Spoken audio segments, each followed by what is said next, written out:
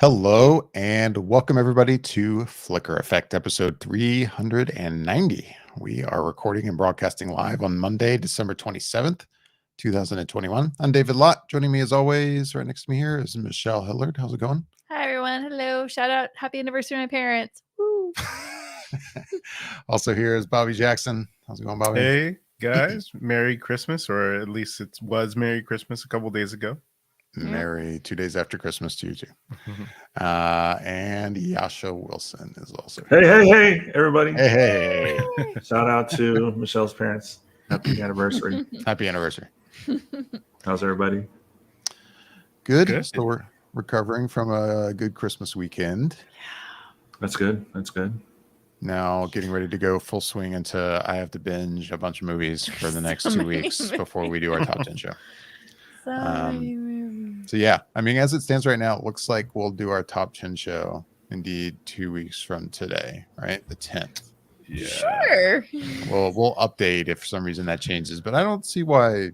I think that should be fine. I think that'll work out for our show. We'll be super ready for that. Yeah. Yeah. I've seen all the movies this year. Yeah. I'm super ready. Yeah. I got this. At least there's no late releases, I don't think, right? There's nothing that's on the list of potential Oscar movies that's coming out like January 12th or something. Something that's like true. that. Yeah. I don't think that's so much a problem this year like it usually is, where it's like, oh, I don't live like right there in downtown LA or New York and I can't see something that everyone else And they're putting a puts lot on their top 10 list. There's a lot that's streaming, even if you have to just rent it or pay for it. Right. Still, you can just stream so much right now. Yeah. So. Yeah. Well, as the title of the episode suggests, we will certainly be talking about The Matrix Resurrections. This week, we're going to be doing a brief spoiler-free review. We'll also dig deep into spoilers for sure. Before we do that, though, since we last had a show, the show Hawkeye has finished its season. That's right. So I thought that was worth at least bringing up and seeing what everybody thought of it now that it's over. Who wants to jump in first with their Hawkeye thoughts? Michelle, how about you? Yeah, let's do Michelle. Bobby gasped. He sounded like he wanted to say something. I gave it a second. It's I know, fine. he was about to If say Michelle, something. you want to go, I can wait. It's fine. I don't have like major takeaways from Hawkeye. All I can say is that I thoroughly enjoyed Hawkeye. I loved basically every minute of it. Honestly, I really didn't have any like moments with that show. I thought it was very entertaining. And yeah, I think I like the relationships that everybody kind of has with each other and the way all they kind of work out. I thought it was really good. I'm very happy with it. It's nice to see that basically it leads into, again, like all the shows do, just a growth of characters, a growth of where the storylines are going. I think I think interesting things are to come with the addition of, I don't know, we're doing spoilers on this? Oh, that's tough. I don't know. I mean, it's been out for over a week. I mean, it totally has, but at the same time, I don't know. I can see a situation where somebody's watching who hasn't watched it yet for some reason. Yeah, but I'll just say the addition of the big boss man is interesting. So that's a big one. No, I'm very happy with the show. It's definitely it's pretty high, I guess, for the shows. Like my rankings are, it's definitely positive. I mean, like your Marvel shows, live action shows, or Marvel shows, period, I guess. Not that there's like a lot of them. No. Not a ton yet. Right. But no, I'm very happy with it. I liked it a lot. That's all I can say about that. So Bobby, it did sound like you were gonna jump in. What did you think of it? Yeah, I mean, for me, like you said, there's not been a ton of Marvel shows just yet, MCU shows on Disney Plus, and so far they've all been at least good. There's not been a bad one until now. Oh,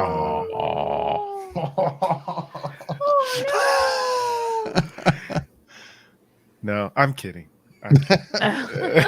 No, Hawkeye is rock solid. I don't think it's like at the top tier, but it's still not in the middle, so it's still up there. I think what I enjoyed most about this is that they really gave a spotlight to Clint Barton, and he was given the short stick within the movie. So getting to see more of his behind the scenes life with not just himself but his kids and things that meant a lot to him, especially with his relationship with Black Widow, all those things getting to be explored. I thought that was done really well, and I feel like he had a nice conclusion if we never saw this character again.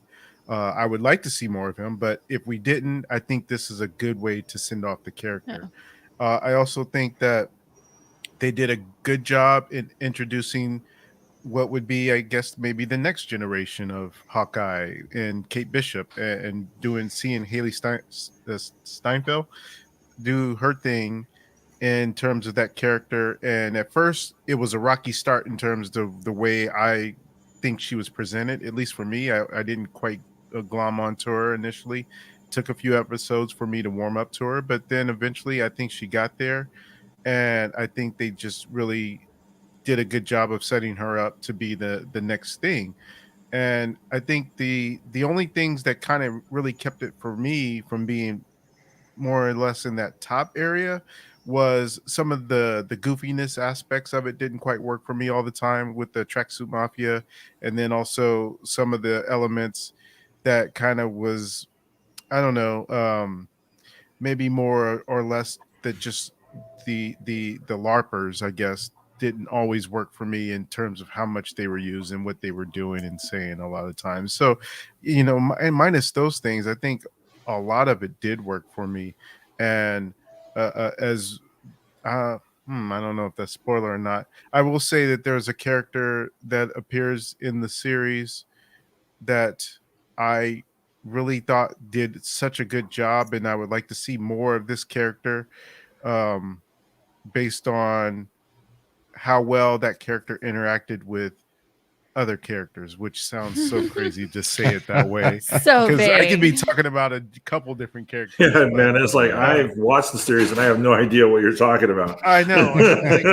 I'm trying to go by That character David. that works so well with the other characters. That character was amazing. Yeah, it's like saying I like that actor that did that movie that was really good, and it was like a mobster movie. What was the name of that again? Yeah, exactly. So, definitely was a good watch, and if they do more, I would love to see it and see where they go with it in the directions. But it seems like a lot of the things that they did in this one, if it wasn't paid off here, then it might go into the Echo series that's going to be developed out of this Hawkeye series. So, looking forward to seeing more of what they do. Jascha, what'd you think of the show? Overall, I enjoyed it. It was funnier than what I was expecting, and I really kind of enjoyed the humor aspect of it. It was, a little bit goofy at some points with the tracksuit mafia, like Bobby said. That didn't bother me as much as it probably bothered you, Bobby, from what it sounds like. I mean, I thought it was – I found them more as like just bumbling buffoons or, sideshow men or whatever the case may be. And I just kind of took it as it was when it came to those characters. But I thought it was a really cool way to introduce Kate Bishop, get a chance to see more of some of the other characters in the film. Like, I mean, I don't know if we're doing spoilers or whatnot. If you've watched the show, you know who's in it and whatnot, but I don't want to give anything away. And the introduction of the world. That being said, I wasn't super thrilled with how it wrapped. It felt lackluster, or I was missing something when it came down to it. And I don't know what I was expecting, but it wasn't what I got. And I think I don't know what it was. And that being said, it's like I don't know how I would have ended it in a different direction or a different way, but I did enjoy it. But I was like, oh, I feel like there should be more, when it comes to something. It felt a little bit, open-ended, which is fine because I guess, it just was an introduction for some of the characters that we have in the expansion of the world and whatnot. So I enjoyed it for the most part. It's not even close to being my favorite Marvel release as of late.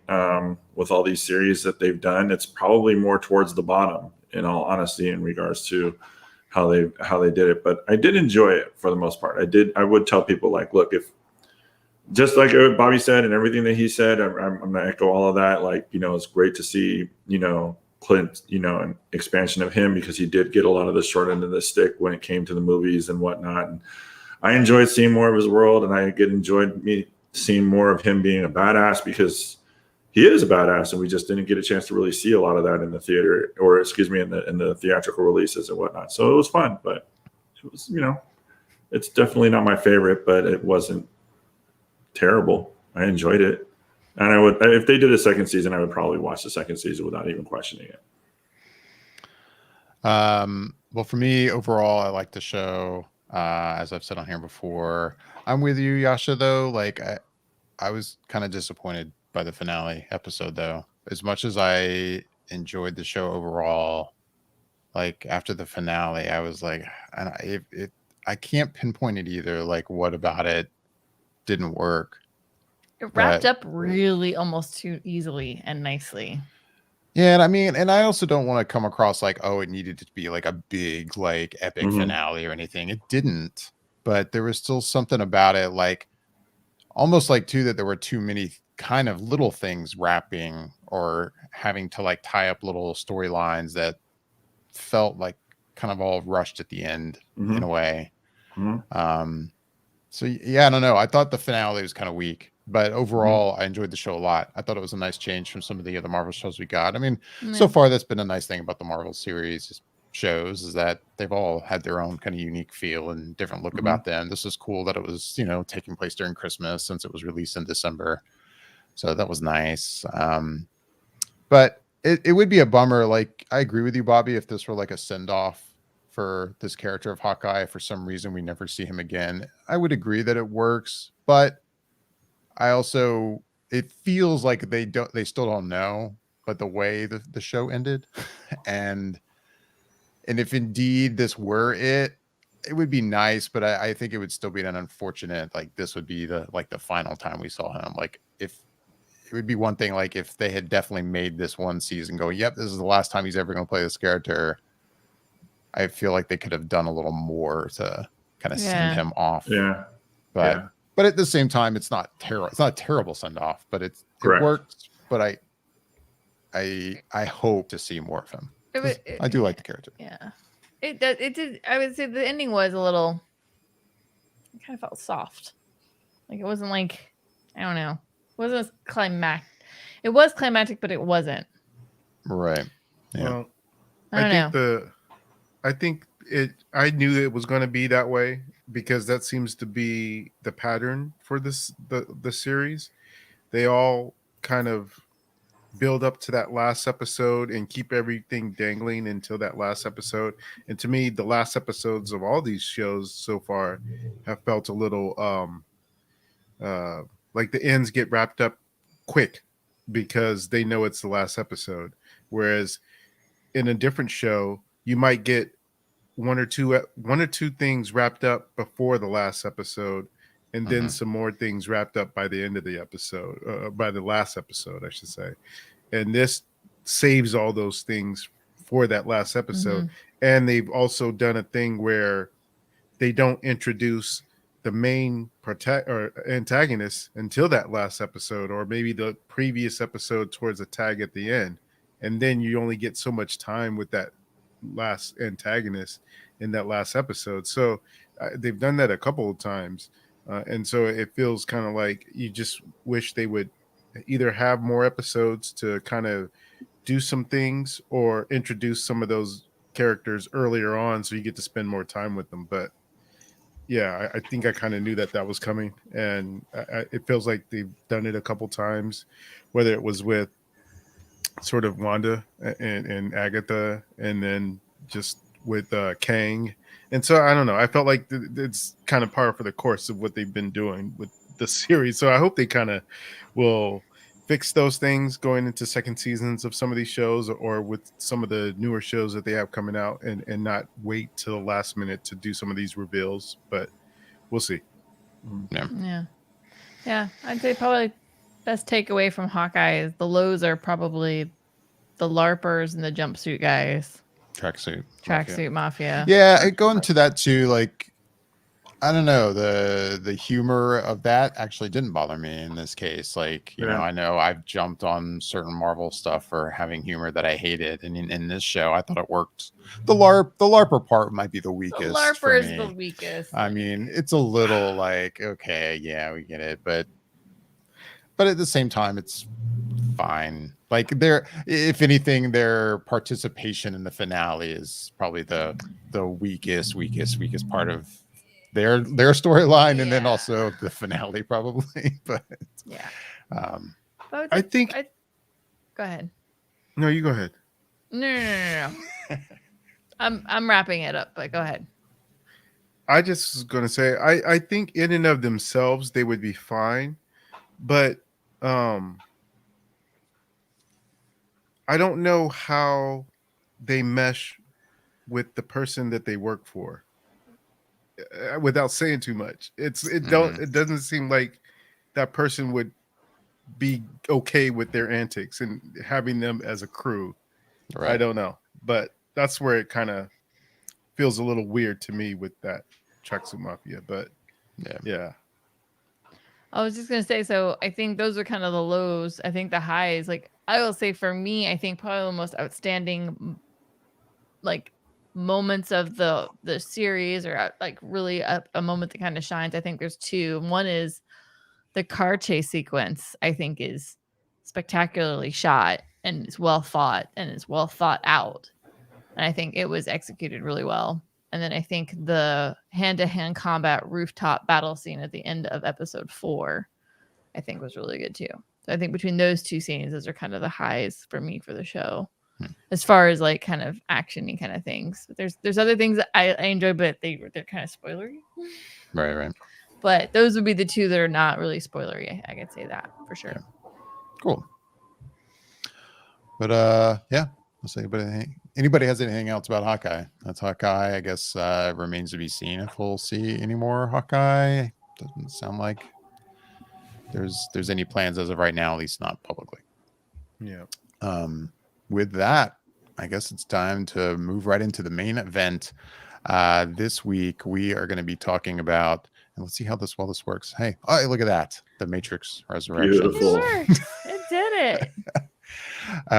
We are going to be discussing this film. We're gonna share our spoiler-free thoughts first, at least briefly. I definitely think this is a movie that to really talk about it almost at all, would be to spoil it. To talk about at least even the plot at all, the premise would be a spoiler. So I would like to, at least for those that might be listening or watching who haven't seen this film yet and want to know what we think, we're going to share our brief spoiler-free thoughts first, and then we're going to jump into spoilers and talk more about the movie. But yeah, The Matrix Resurrections released this past week on December 22nd, directed by Lana Wachowski. It was originally slated, like a lot of movies, of course, during the pandemic, to release earlier. I think it was back in May of this year. It actually first got pushed like almost a full year to April of next year. And then it got pulled back to December, which is where we got it now. Of course, this got a theatrical release and a HBO Max release simultaneously, as we all know. So it didn't do great at the box office, but you know, I don't know if we know HBO Max numbers or how that really comes into play yet. But not a great box office weekend for The Matrix. But I don't think it was a great box office weekend for anybody that wasn't slinging webs out of their wrists. Yeah. That's a whole nother subject. But let's get into it. I mean, hey, I didn't do a bowl of destiny. I don't know if anybody wants to jump in first. This could be an interesting one. Before we even share our thoughts, I mean, for those who haven't seen, it seems like it's been a very divisive film. You know, at least of those people who are very active on social media and being very vocal about it. They're the haters and the lovers are being very vocal about it. There are a lot of people that hate this movie. There's a lot of people that love this movie. I haven't checked Rotten Tomatoes scores as of like today. I think the last time we saw it was like critics and audiences were like in the like mid to low 60% range for this one. Yeah, I don't know. Anybody, any volunteers, or I could pick somebody who wants to share their thoughts on this first, spoiler free. Jascha, looks like you might want to jump in. Wow, shit. All right. There's a look in the eye of like hesitation, but wanting to say something. Yeah, sure. Fuck it. I'll go. I'll start. You know, I thought a lot about this, and here's my frustration with this film. I was talking to a friend of mine, and when we were speculating on how they're going to continue this story and whatnot, and what kind of frustrates me about that is that I was pretty close to spot on as to like how they were going to continue the story of these characters. That wasn't super. That was a little frustrating. That was just kind of like, oh, it is what it is. I liked revisiting the world, and I think that the story was fine. Like, it wasn't great by any stretch. It was almost just like a nostalgia throw at them because of how they directed it and how they edited it and everything to that nature. There's aspects of the film that I really, really enjoyed. Like, MPH was fucking awesome in this movie, and I really enjoyed his character. But there's also parts of the story that I just really did not enjoy. I was like, oh, that's kind of dumb. Like, I wish they had done that, because it felt like they were taking so much away from what we had originally seen and what we had originally known. Honestly, when it comes to this story, and I've told my friends this, it's like, did we need this movie? We surely did not. Does it help a little bit with kind of their story and what they had? Maybe a little bit. And it is a very fluid continuation of what they had done for the most part, which is like, I know my review is like super like all over the place, and I'm not saying that it's not. On a scale of 1 to 10, I'm legitimately probably a 5 right down the middle. Like, just like, I could take it or leave it. Like, it, you know, it wasn't great. It wasn't great. It wasn't super horrible in my opinion, but it wasn't anything that I mean, I might watch it again just to kind of get a better feel for it, but I like Keanu Reeves, and I think that he did a really good job in this role, and I thought it was kind of fun, and it was, you know, kind of cool to see this world again, even though it was a little predictable and a little campy and cheesy. I kind of liked how they ended it, and when we get into spoilers, I'll talk about what I didn't like about the ending and what I did. But for the most part, it was okay. And that's honestly as best as I can do. It's just like, I mean, you look at the budget, like I was looking at the budget when we were talking about the film, and it's like, they didn't go crazy. The budget was at least reported at $63 million. They've done 22 domestically and 44 internationally. So they've made their money back globally, $66 million for the movie. So that's kind of cool that they've already made their money back. And at least they technically won't lose a whole lot on the film, I guess. And who knows how they calculate that when it comes to HBO Max and who watched it on HBO Max. But that's kind of where I'm at with the movie. You're right down the middle. Yeah, was that confusing enough for you, or do I need to get in and make it worse? Hey, you know, we're not talking spoilers yet. That's how it goes until we can like dig in. Like I said, I mean, this is a movie to try to really talk about it much without talking spoilers. I think could be it's hard. Yeah, it's tough. Michelle, I'm gonna go to you next. What did you think of this movie? You seem, first of all, your expectations didn't seem too high going in. No, they really weren't. And I said because I think for me, when the original came out, I loved the original like a lot. Like, God, it came out. I think that film just came out at just the right time. It was a statement, and it connected with a lot of people on a lot of different levels. And I think it was really great for what it was. And I enjoyed the hell of it. We used to watch it all the time. I felt like that movie was on for like the next 2 years after that movie came out. It was always on like at parties and stuff, and it was everywhere. And yeah, I have really good connections and memories of seeing the movie the first time and multiple times afterwards. So the sequels were okay. They are what they are. I think they really were trying to tell the story, but then I think it just got really muddled in trying to also keep the technology on a cutting edge level through the next two films. And then just kind of ended. And that was fine. It was a fine ending. So no, my expectations for this were, why is this happening? Like, but even saying that, like, I was like, okay, look, I kind of spent the day kind of trying to get amped up to watch it at home on HBO Max. You know, even listen to the soundtrack. Like, I was like, okay, I love The Matrix. Let's really dig into this. And I did not like that movie. I can't say that I hated it. There's no hate to it. It's mostly just that's pretty much exactly what I expected, is a okay, and nothing, in my opinion, was super gained out of it. And I feel like there's just a lot that's really kind of, I feel like you're just trudging through the mud through a lot of this. And I feel like at least the first half, if not 2/3 of the film, it just takes too long to finally get to the dang point. And you finally get there, and it does actually pick up some momentum, and it actually does get kind of good. But the story, the dialogue, everything is just so ugh through most of it. And you get to a really good point, and things start going well, and then it very quickly nosedives in a really hard way that I cannot wait to talk spoilers about, because it really officially turned me off to the whole film. And I was just like, I'm done, I'm out, whatever. Yeah, I'm not, I don't hate it, but I don't think it's a good film, and I definitely don't think it was necessary. I think Warner Brothers was trying to do a cash grab, and I think it backfired, and I'm okay with that backfire. All right.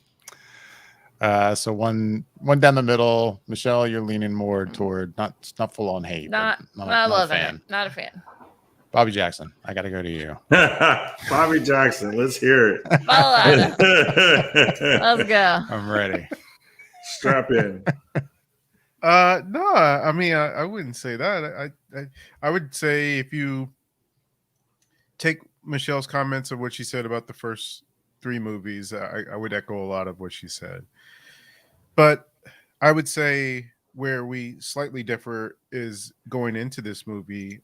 For me, I was looking forward to seeing another Matrix movie, just because it's not always easy to return to something that's been out for a long time, and trying to recapture that spirit or try to say something new with what you're doing is not easy. And so getting at least to see some of the core people coming back in Keanu and Carrie Ann, that I felt like we at least had a solid foundation to go back in. And of course, you had Lana Wachowski coming back as part of one of the two sisters to come back and do this movie. So I felt like, okay, she must have a good idea in terms of what she wants to do.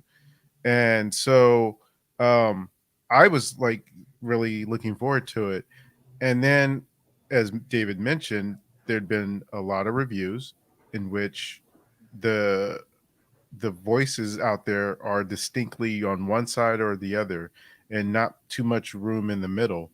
And that kind of made me wonder where I would fall because of all of the things. And I could understand, at least from reading, what they were saying as why they didn't like it, and how quickly they were able to just sort of jump off board based on what the initial inciting incident is, or the conceit of this film. And I'll have to say, for my part, I enjoyed it. I liked it.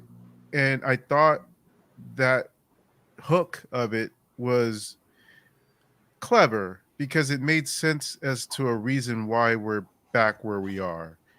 And while there's definitely some things I didn't like and didn't feel like they did a good job of fleshing out, overall, I felt like it was a fun ride, and I'm not super like some of the critics have super loved it and call it a masterpiece and thought it's, you know, one of the greatest things in the last few years.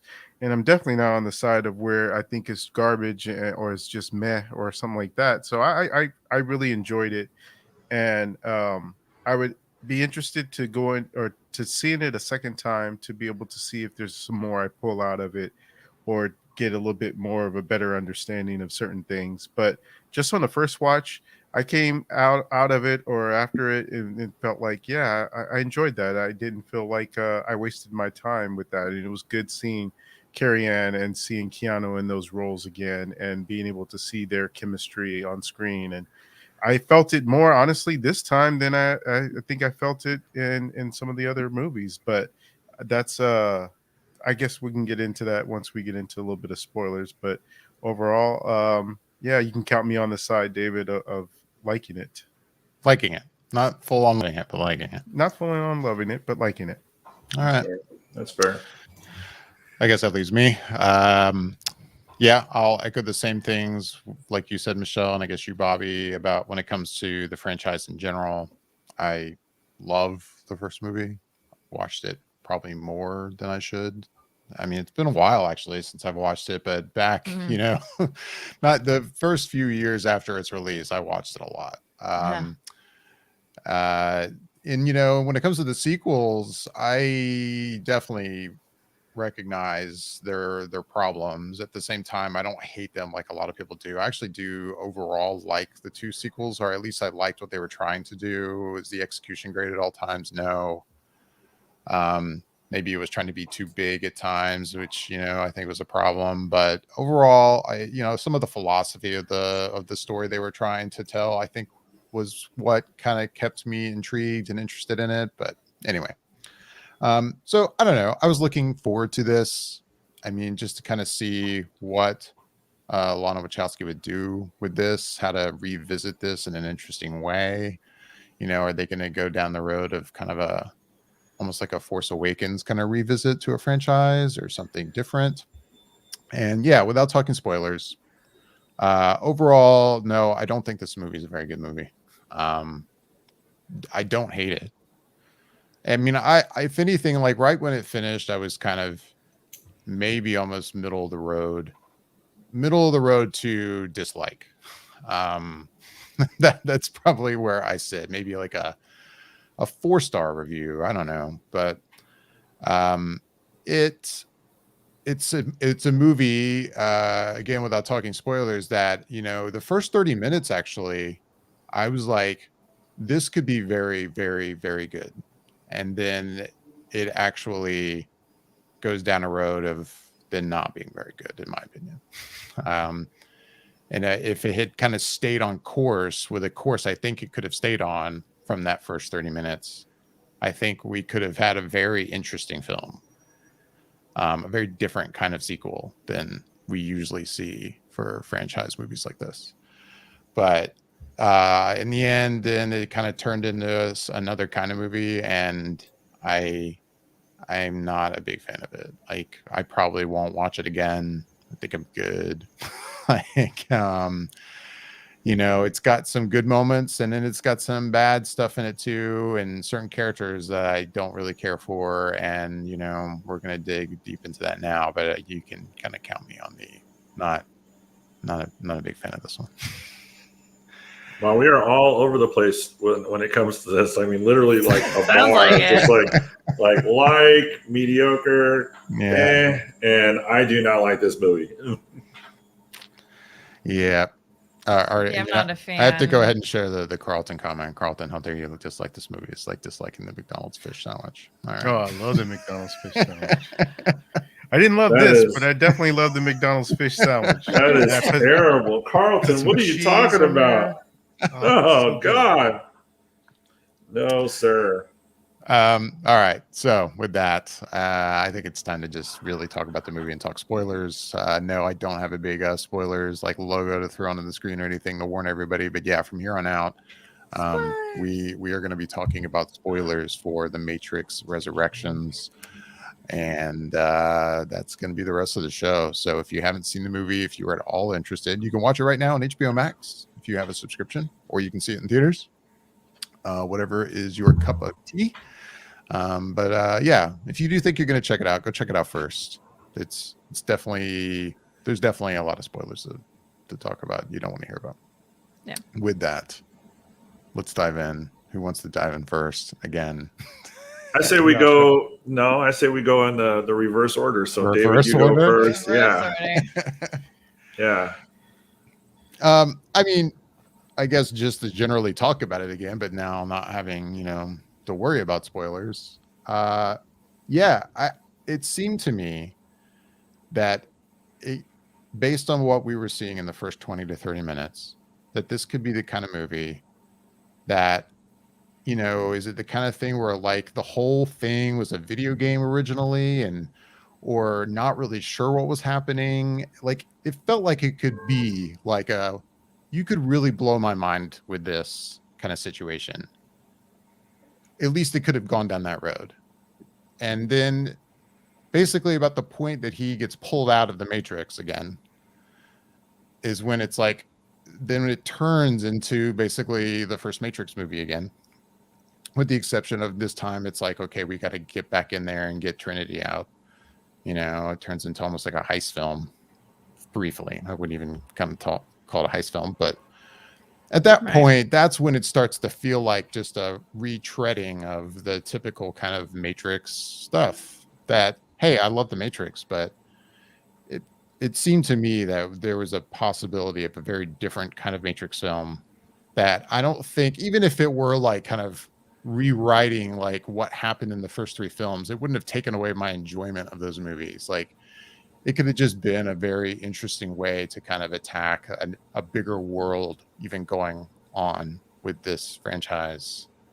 But then it just felt like it kind of went off the rails and did something else. And that's kind of what killed it for me, if I'm making sense. No, yeah. It seemed like it could have been a film that could have really been a mind twister. And you could have been like, what? And it could have really blown your mind on the perspective of what the first three films even were about. Right. Or what they, and it could have gone that way. But I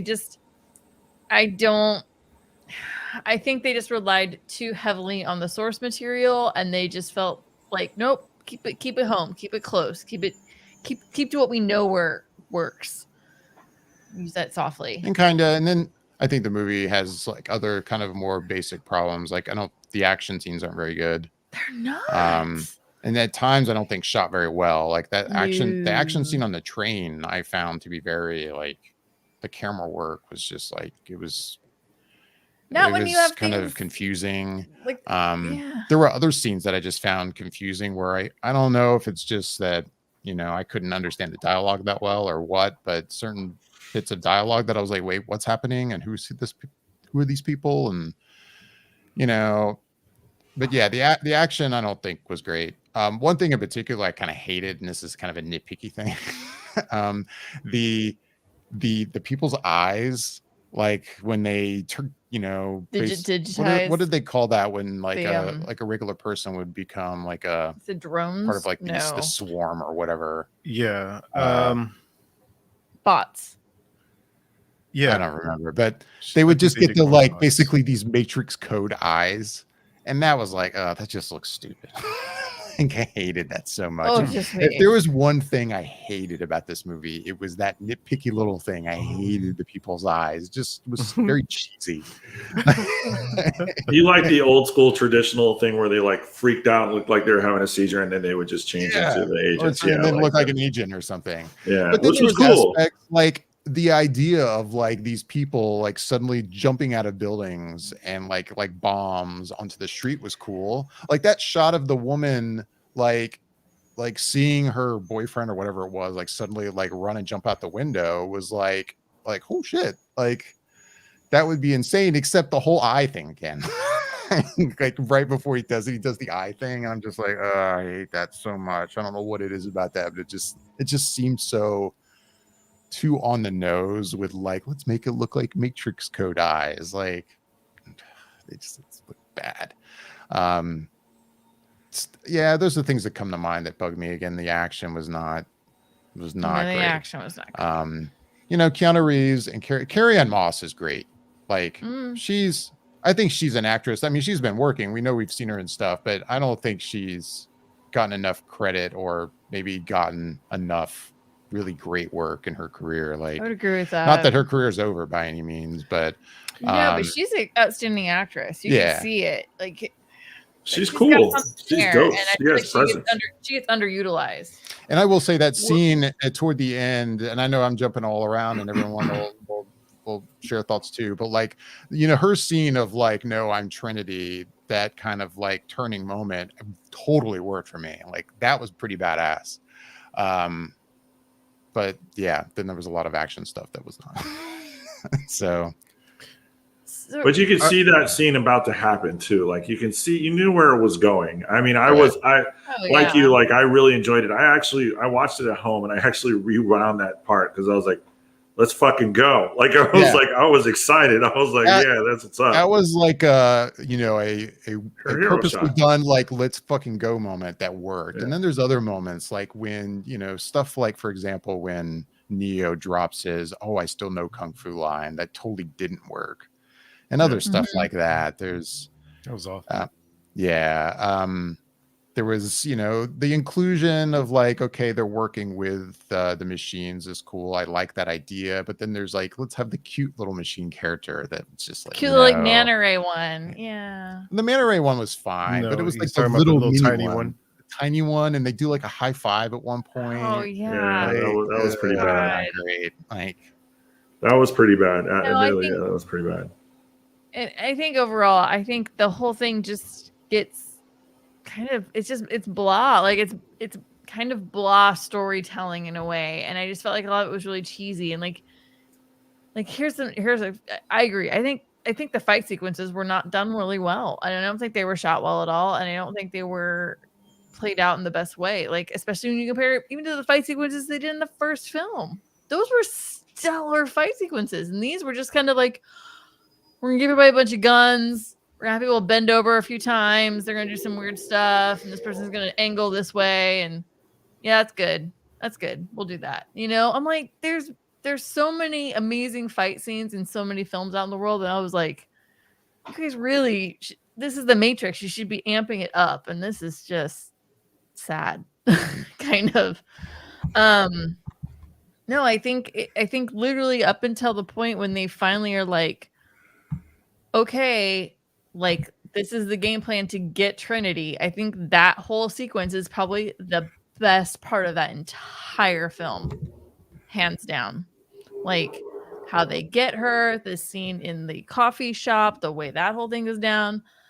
But then for me, it's almost as soon as they get out of the coffee shop and the swarm starts, then I start kind of going, I was kind of like, oh, they're just falling, but it just, I wasn't feeling it. And honestly, like, it's funny you say that you liked the whole like bots turning into human bombs. I'll be honest, I thought that was the cringiest thing I've ever seen in my life. Oh no, I thought on concept it works as, I mean, is the execution perfect? No, and we'll go back to Matrix eyes, but like the Matrix eyes are stupid. On concept, I like it. I thought it worked for me. I feel like this movie should have a suicide warning before you watch it. Okay. It's pretty bad. It's like that. I almost felt like they were like, how can we make people die in another creative way? Oh, I get it. We'll just have them commit suicide and jump out of buildings. Like that was the solution. I don't think it's fair to say it that way. I thought that was the cringiest part of the whole film. I don't see it as like, oh, how can we have people die in a creative way? Like, no, I don't see it that way. It was pretty cringy for me. Like it basically that moment I was like, I'm out. This whole movie, I'm just done now. like totally turned me off. Like any hope it had that moment, right? Well, I mean, that was pretty literally out the window. That was pretty late in the game, so I can't imagine anything at that point would have.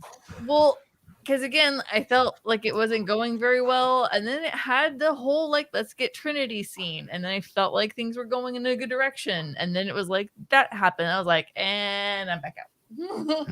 I'm out. Done. But I will say, I have to agree. I think the chemistry that they have between the two characters, I think is actually better in this film than it was in the last two films. And I think you understand their connection on a deeper level. And I like the enhancement of basically having Trinity be the main power, one of the main power, like coming into her own power in this film. I think that was really cool, especially at the end. I think it works out really, really well where she ends up basically saving him again, which she's done in the past. But no, I liked that part. But yeah, overall, like I think they just fell back onto simple dialogue that they could easily write and copy from their own films. And I think they just fell onto tropes that they originally made 20 years ago. And they were like, yeah, this works. Keep with that. I'm not impressed with this film at all. Bobby, I never have to seemed see it like again. you wanted to jump in at one point, or I think it was when you guys were talking about Carrie-Anne Moss, and I think when you were saying about not seeing her that much, I think she had said at one point that she'd stopped doing stuff because she wanted to start and raise a family. So I think that was why we hadn't seen her in a ton of stuff until most recently when she was in Jessica Jones' first couple seasons. Oh, yeah. But yeah, she's a really good actress. I mean, like even there's scenes that she had like she could portray so many emotions with her eyes. Like in the film, like I was like, man, she's really good. She was the highlight of the whole film.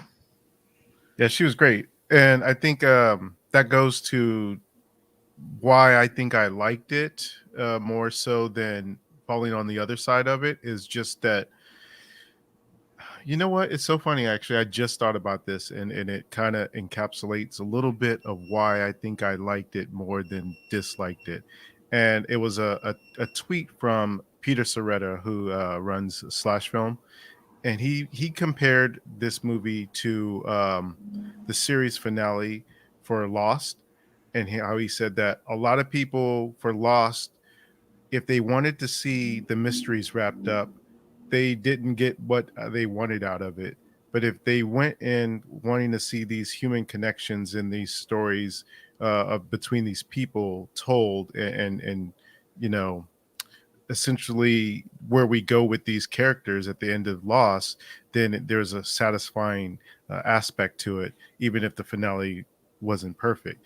And I think that's kind of where I land with it. It was getting to see these two have that happy ending that they didn't get in the first series of the trilogy, that really resonated with me, and getting to see them perform those things along with some of the earlier concepts in the film. Like David, you mentioned the first 20-25 minutes of what was going on there, and how you were looking at it as a way to tell an interesting story.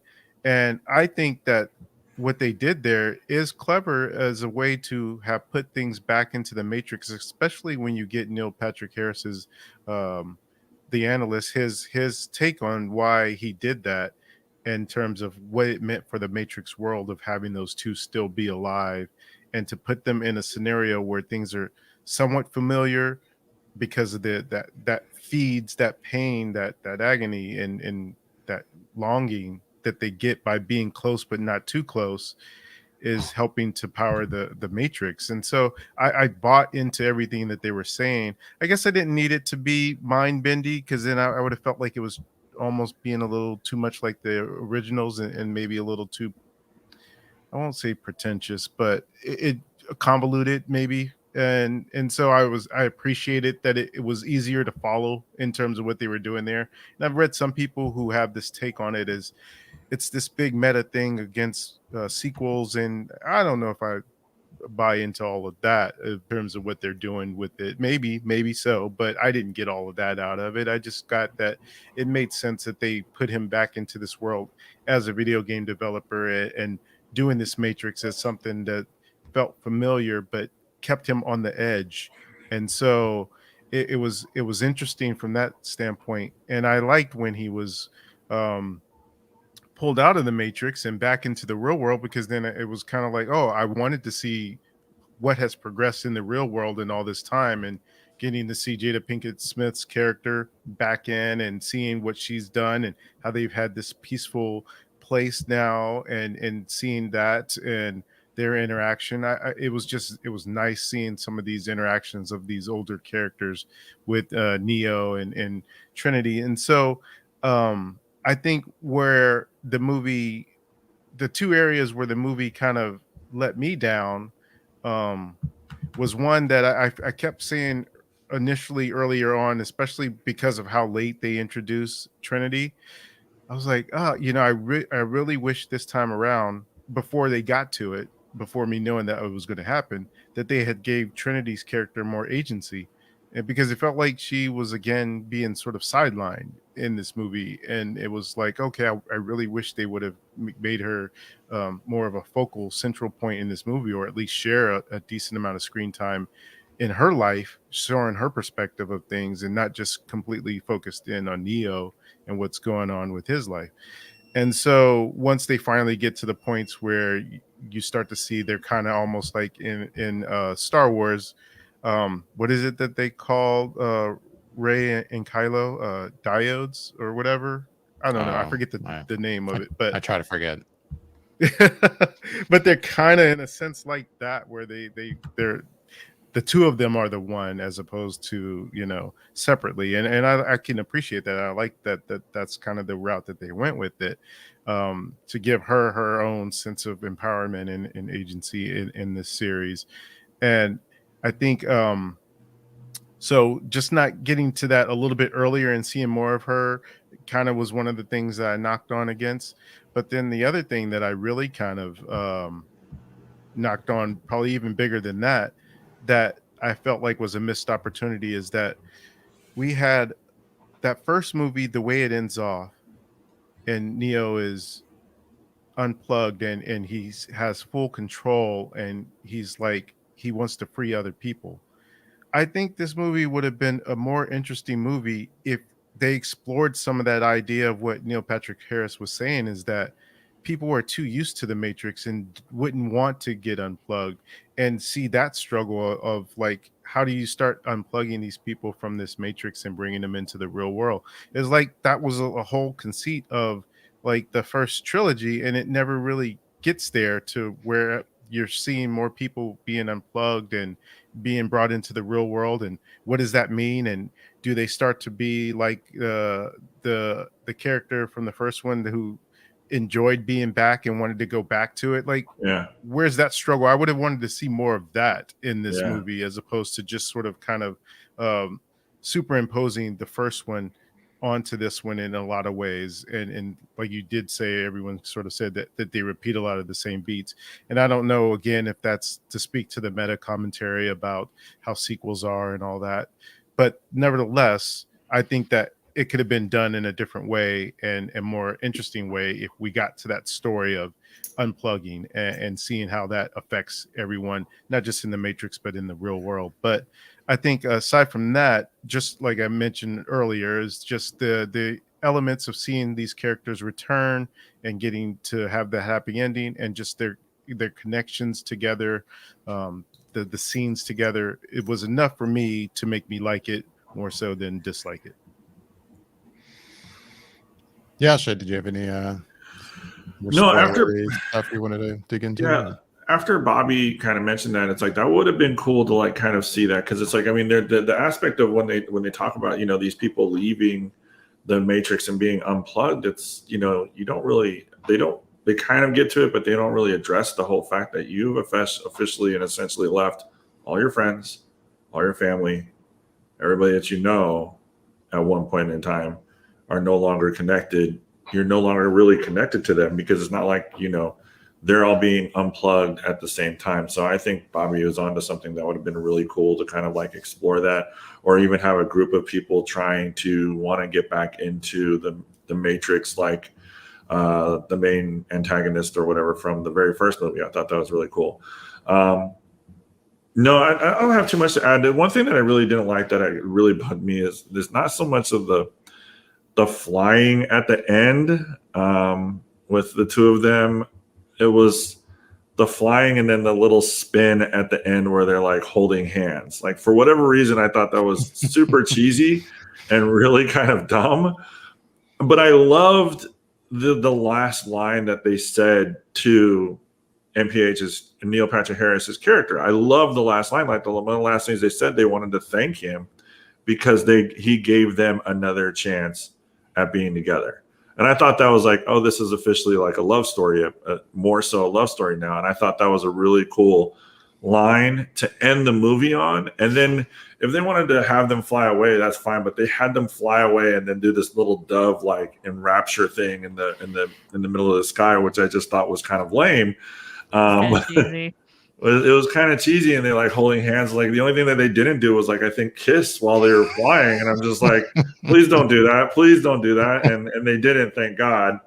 But I mean, aside from that, I don't really have too many spoilers that I really wanted to enter or talk about. Things that I did enjoy. Pardon me, I'm so sorry.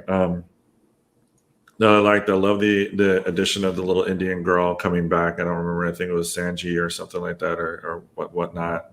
I love the fact that she came back for the story. I thought that was really cool. I could have done without Jada Pinkett's character, or had just a different, or have a different type of character doing that, because I don't think she added anything to the story at all. Really, when it came to it, like she didn't need to be in the film. Even though I think I could see being better served by just having a random older character. That you know isn't so obviously just somebody covered in makeup. I'm with you, because it's not like, even as someone who likes the two sequels to a certain extent, it's not like, oh man, I need to see her character again or anything. I mean, no. Well, because she was barely in it in the first time. Like when they marketed so heavily around her in the first movie, and then she was barely in it. Her character was more of the video game, if you guys remember playing the video game when it first came out and whatnot.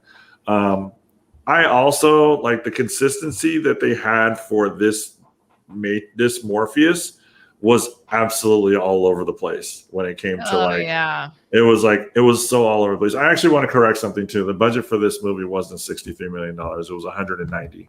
I did a look and I made sure that I was looking at it. I was like, they're getting pummeled at the box making money off of this. So the likeliness that we'll see another one of these movies is probably slim to none. But it also makes me wonder, is like, yo, where the hell did the budget go? Because you had these amazing choreographed, like you said, Michelle, fight scenes for $63 million 20 years ago. And now we don't have, I mean, it just felt like a little lackluster when it came to some of the fight scenes. I mean, there were some really cool moments, but a lot of those cool moments were shown in the commercials. And it's like, I was really bummed at the outcome of like some of those, how that was kind of shown. Like, I thought it was kind of, we were missing that. And it just kind of bummed me out. So, but aside from that, like, I loved MPH's character. I thought he was fantastic. I would watch another movie just to see him do it again, because he is such a talented actor. And it was so cool to see him basically play the bad guy, because it looked like he was having so much fun doing it. Like, just really, really owned it. And I was just really bummed at like how they did Morpheus in this one. Like, I thought it was kind of inconsistent, like, especially his existential body that he can basically be a part of in the real world. It's like, oh, well, he has limited access. And then they show him literally traveling everywhere with this body. And I'm like, what limited access were you referring to? Because he's nowhere near any of the machines that you guys first said that he can't go far away from. So what the fuck are you talking about? I was under the impression he had to be somewhere near like that thing that that first projected him, right? Like, and that manifested him. Yeah, go get Whenever Trinity. Just go get Trinity. Bye. Like, go get Trinity. Take a couple of 100 yards or whatever you need to. But even to further that discussion, I just feel like the personality that they gave him was just all over the board. It wasn't like a honed in character the way that Lawrence Fishburne had. Like, I felt like it was very honed in, it was very dialed in and registered, and that person was really well formed. And in this, he just felt everywhere. Like, he tried to be serious and then he'd be like goofy, but not in like an actual entertaining goofy way. He just seemed all over the place as a personality for Morpheus, and I was just kind of like, which is shitty because he's supposed to be, because it doesn't seem like he's as dialed in as he was. Which is shitty because that guy is a really good actor, and I love all of his work. Like, he's so talented, but it's just like I was just like so bummed as to how they did Morpheus. Like, I was expecting some full blown like badass fight scenes, and like you said, like the train scene was really felt like it missed the mark. And I feel like that the way that they were utilizing the doors could have been so much cooler. Oh my God, yeah. Like, if they put like just a little bit more creativity behind it when it came to that, because it's just like it was right there as to like making that change to going from like just door, and just hopping all over the place, and it could have been badass. It could have been really neat. There were better sequences in the first movies when they were hopping from a phone to another phone to find another phone to find another phone, and this was just like, this isn't as engaging as that was. Like, I'm like, come on. Like, and I say that, I will say one of the first scenes is when, now I can't think of her name, the one with the blue hair is trying to get the guy when Bugs is trying to get Morpheus out, and they actually go through a portal and they are upside down and they revert themselves. That was cool. Yeah. Can I get more of that? No, screw that. Like, it just, the train scene, it could have been so cool, and they missed the mark. Really screwed that one up, and it was a big downer, honestly. I don't know. And David, you talk about how much you enjoyed the first movie. Like, I remember when the first movie came out, I saw it 3 times in the theater. Like, I loved it. And one of my best friends, who does not go to the movies, he saw it before me, and he's like, "No, dude, watch this movie. It's amazing." And I watched it, and I remember watching it like 3 times in a week. Like, it was that cool. Yeah. No, and it holds up. I mean, it does hold up. And I don't know, like, the more I think about this movie, there's just kind of execution of it that I don't care for, I guess. Like, and again, the broader storyline, I'm not a fan of the kind of the route it goes 30 minutes in or so, but it's execution stuff, like we talked about from the trailer, like the look of it, the color grade of this movie is very different, and it seems purposely done to not have this kind of like green matrixy look like we see in the original 3 films. And I kind of get why it was purposely done, but even so, there still feels like a lack of a certain style to the look of the movie. Like, I mean, I watched it at home in 4K on a 4K TV. I don't have motion smoothing on, absolutely not, but it still even kind of looked so clean to the point that it almost felt like a movie that was shot in like 30 frames per second as opposed to like 24. I mean, I know it wasn't, but like there's something about the look of it that just felt almost too crisp. And it was, yeah. I don't know. You were talking about the flying and stuff, and I agree with you. Like, the final shot of them like twirling is a little eye roll, but like I'm definitely, don't get me wrong, I'm not against like, hey, Trinity is now like has some ability that he doesn't. I think that's a great. That was dope. But, I'm all for it. But the execution of the shot of them jumping off the building, and then he is like gonna keep falling, but she doesn't, and now just that look of them hovering there, of like her holding him. And it just looked so like we were just hanging by wires. It did. And it just doesn't look good, in my opinion. Like, it just looks so just like, hey, we're hanging here, like kind of spinning, because the wires are just kind of spinning us. And here comes the helicopter. And I'm just like, oh my God, like this just was pretty poor. This is bad. Like it could be such a great, powerful moment that's just not being executed well. It's a lot of stuff like that. I mean, it was almost the same. It was the same shot that they were trying to repeat for the first one, where he was holding Morpheus outside the helicopter. It's just that it's almost the exact same shot. It's just now she's just hovering in midair, which I agree, it was a missed opportunity. That could have been so cool. Like his whole thing where he made the missile miss them, and like he using it as a direct change in direction. Like that was awesome. But it's like we also saw that. Cool. But we also saw that several times over in the commercials. Trailer, like I mean, I did. Like, you're ruining it sometimes, like by showing so much when it comes to that kind of thing. Anyways, but we're talking ourselves in circles now. We hashed it out. Yeah, I think we've hashed at it enough. Unless anybody's got anything else they want to hash out. No, I mean, I don't even know if, I mean, I guess Warner Brothers, if they had made a crap ton of money off this movie, they'd find a way to make another one. But I mean, Lana said that she wasn't. They asked her if she was wanting to make sequels, and this was at the red carpet or whatever, and she said no. I would imagine not. She pretty much just said no. She wasn't in mind to make more. Even just the basis of the story she's telling in this, you could tell it seems like I'm telling this one-off story almost because I have to. It's just made a joke in the movie, which it works in the meta commentary in the movie, and that again, that goes back to the stuff that worked for me. But I got that impression that she wouldn't want to do another one. No, she said she's not doing it anymore. Right. She said that she felt like she had no choice in this one, which is why they had that whole meta scene with him and right. But I know she's also talked about like what the death of her father and how that I think affected like how she felt comforted being able to revisit these two characters, Neo and Trinity, and so in the end, it does seem like I think she enjoyed this experience. I don't think it's I had to do this movie and this is the movie I made, but screw this. I don't think it's like that. I think initially when Warner Brothers approached her, she was like, I don't why, but she came around to it. But no. Well, I mean, with the success that Keanu Reeves is having lately with movies that he's doing, it doesn't surprise me that we all talked about this before that, okay, well, this is definitely greenlit because he's killing it right now in the box office. And they're like, okay, maybe they had some sort of agreement or some sort of talk of like, look, we need another one, but Keanu wasn't super hot at the time. So they're just like, okay, well, we'll put that on the back burner. And then with the success of the John Wick franchise,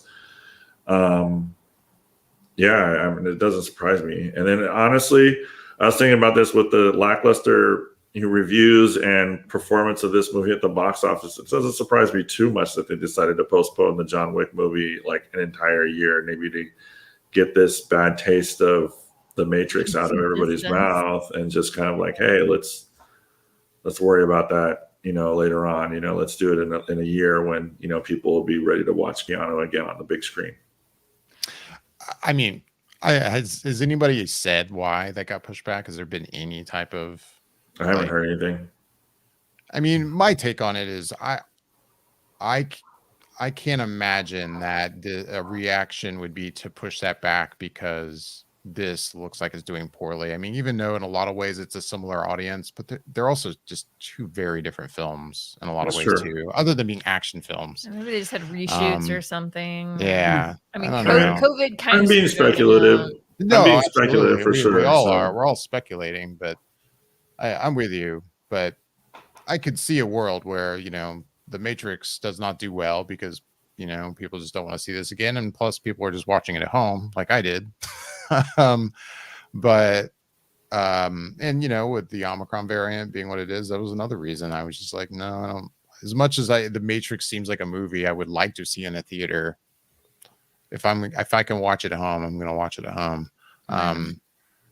But I could see a world where, like maybe there's not as much an interest in another Matrix movie, even if it does have Keanu in it, but like people will still flock to like a John Wick film, I think. But it was destined to move more than likely. I just didn't think that it would be a year because I think initially it was going up against the Matrix. And then it moved, and then where they moved it to, it was going up against Top Gun. So it was going to move, unless Top Gun was going to move, but But a year. Yeah, a year just doesn't make sense. So obviously, It's a there's pretty aggressive move. something else going on there that for them to move it a full year. Yeah, it's a hugely aggressive move. Right. Well, unless anybody has anything else, I think we've said enough. I was just gonna say I'm glad that I didn't have my expectations set too high for a movie where the best highlights were in people's hairs. I mean, I guess I want to say real quick, I don't think we've said anything about, and if I'm going to get her name wrong, was it just Jessica Henwick? Who played Bugs? I think she's got a lot of She was charisma. actually really I think she's very good in the movie. I did enjoy her. But then on Best the thing flip about side- Iron Fist. Oh yeah, a movie a show I never watched. Very true. But then on the flip side, we really haven't even talked at all about this Agent Smith. And I think there's a reason why, because I don't really have anything to say about that. He's too pretty. I actually enjoyed his character as like kind of being, I think they did him actually some justice, because I felt like he was very, he was just like a constant thorn in like the side of the plan, the grand scheme of things. Like once he was set free, as they constantly kind of like addressed. But I like the fact that he would just kind of pop in, cause a bunch of chaos, do his own thing, and then just fucking bail. Like, I mean, like, and I thought that was fun, especially when he went up against Neil Patrick Harris. Is like, he was like, his reaction was genuine surprise. He's like, "What are you doing here?" Like, and then it was just like, "Oh shit!" Like, it was just, I thought that was kind of fun. One thing I definitely don't enjoy in movies that they constantly do is they'll have a good guy and a bad guy, and the good guy and the bad guy will both have the same powers, let's say. And for whatever reason, we'll see that the good guy takes years to hone in and develop those powers and be able to be good at them. But then the villains will get those powers within a matter of minutes and be like experts at those powers. And it's like, well, how? Why are we doing this? It happens in Superman, Man of Steel, like, with Zod and all those guys come in, and then it happens in this where, Agent Smith is all of a sudden able to move fast because without the bullet time, but Neo can't, and even though he's been crippled with his powers again, whatever. I get it, but it's story reasons. And so it's like I hate when they do that, as opposed to just figuring out a way to make it to why someone can outmaneuver someone else that's got a lot of abilities. And so I think that was one of the things I just didn't like. But even that aside, I just Hugo Weaving just leaves a huge hole when you don't have him as Agent Smith. Even I would say almost as much as, if not more than, having Lawrence Fishburne as Morpheus. I mean, just how well he does in that deadpan delivery of his is just so good that when you see I can't think of his name, but from Hamilton and Groff. Jonathan Groff. Yeah. I don't think he's doing a bad job. He's just not right. It's just not the same. It's just not. It's just not the same. It's like nothing against, again, the actor's name that takes over for Morpheus here. Nothing against him. He's actually a really good actor. He's a great actor, and I'm with you. Or nothing against Lawrence Fishburne. Like, not to say that he doesn't leave a hole, but you're right. Like, the Hugo Weaving kind of recast for that character that's a tougher, I think, thing to do. Like, it's too much Hugo Weaving in that role, not just Agent Smith. It is Hugo Weaving. Not to say you couldn't find an actor that could probably give you a similar performance, but if there is, then nothing against Jonathan Groff. I think he's a fine actor, but I'm with you. All right, with that, we are going to wrap things up, everybody. We would love to hear back from everyone listening and watching. You can email us at feedback@flickereffect.com with your questions and comments. We are streaming live on YouTube, Twitch, and Facebook. You can leave your questions. That's the word, questions and comments below. as well as please like and subscribe, hit the bell icon on YouTube to be notified whenever we go live in the future. And we are on Instagram and Twitter at Flickr_effect. You can find us there. With that, I'm David Lott. I'm Bobby Jackson. I'm Jascha Wilson. I'm Michelle Hillard. Sorry. Thanks for listening in.